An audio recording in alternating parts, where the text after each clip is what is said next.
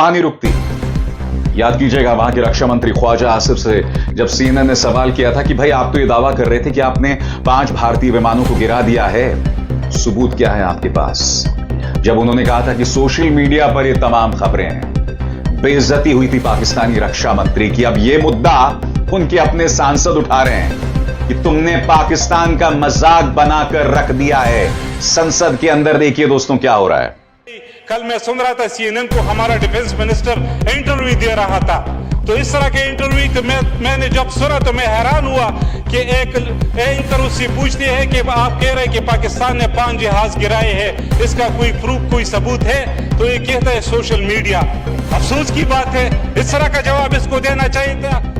दोस्तों आज तक का यह दावा है आपकी स्क्रीन पर, भारत के हमले से रावलपिंडी स्टेडियम तबाह।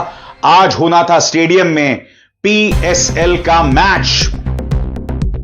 कहा नहीं जा सकता दोस्तों ये सही है या गलत है। जैसे मैंने कहा ये आज तक की खबर है। इसके अलावा दोस्तों अमेरिका ने पाकिस्तान में अपने नागरिकों के लिए जारी किया सुरक्षा अलर्ट।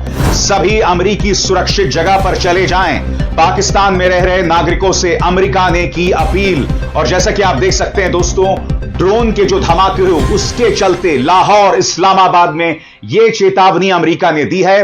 एएनआई की रिपोर्ट कहती है आपकी स्क्रीन पर, due to reports of drone explosions, downed drones and possible airspace incursions in and near Lahore, the US consulate general in Lahore has directed all consulate personnel to shelter in place.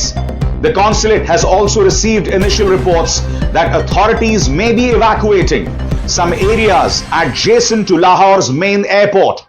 US citizens who find themselves in an area of active conflict should leave if they can do so safely. मैं एक बात स्पष्ट कर दूं दोस्तों, जो हो रहा है वो पाकिस्तान की वजह से हो रहा है। आपने क्यों पहलगाम में बेकसूरों को मारा? ऑपरेशन सिंदूर तो उसकी स्वाभाविक सी प्रतिक्रिया थी। हम खामोशी से तमाशा नहीं देख सकते थे। उसके बाद ऑपरेशन सिंदूर के बाद पुंछ में तुमने कम से कम 15 बेकसूरों को मौत के घाट उतार दिया, हमारे गुरुद्वारों पर हमला किया, और फिर तुम्हारी यह हिमाकत कि तुम रात के साए में एक बार फिर भारतीय शहरों पर हमला कर रहे थे। स्वाभाविक सी बात है, भारत खामोश नहीं रहने वाला था, इसका मुंह तोड़ जवाब देने वाला था।